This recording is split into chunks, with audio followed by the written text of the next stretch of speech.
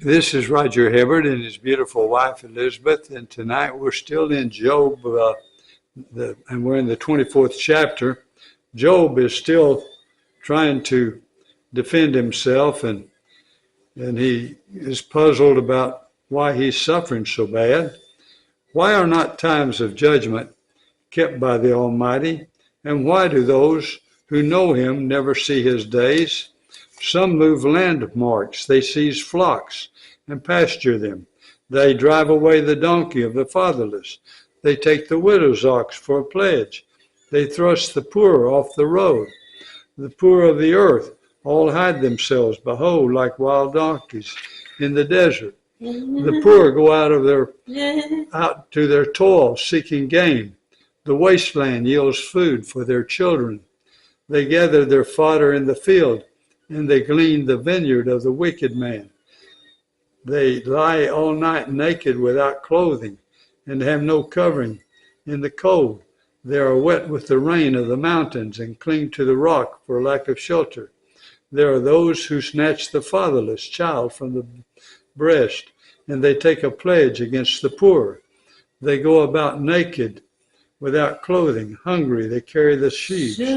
Among the online rows of the wicked, they make oil.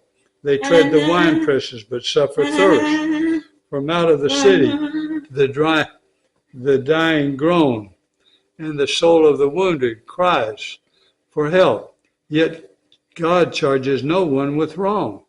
There are those who rebel against the light, who are not acquainted with its ways, and do not stay in its paths. The murderer rises before it is light, that he may kill the poor and needy. And in the night he is like a thief. The eye of the adulterer also waits for the twilight, saying, no eye will see me. And he veils his face in the dark. They dig through houses by day and shut themselves up. They do not know the light, for deep darkness is morning to all of them. For they are friends with the terrors of the deep darkness. You say, swift are they on the face of the waters. Their portion is cursed in the land. No treader turns toward their vineyards. Drought and heat snatch away the snow waters. So does Sheol those who have sinned. The womb forgets them. The worm finds them sweet. They are no longer remembered. So wickedness is broken like a tree. They wrong the barren, childless woman, and do no good to the widow. Yet God prolongs the life of the mighty by his power. They rise up when they despair of life. He gives them security, and they are supported, and his eyes are upon their ways. They are exalted a little while, and then they are gone. They are brought low and gathered up like all others.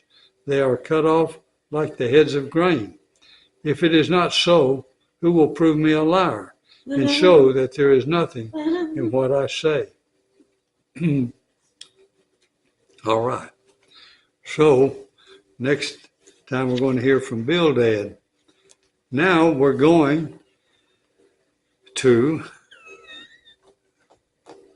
Habakkuk, the second chapter of Habakkuk. Habakkuk is 3 chapters long, and Habakkuk is wondering why God uses a more evil nation to correct their nation that's evil.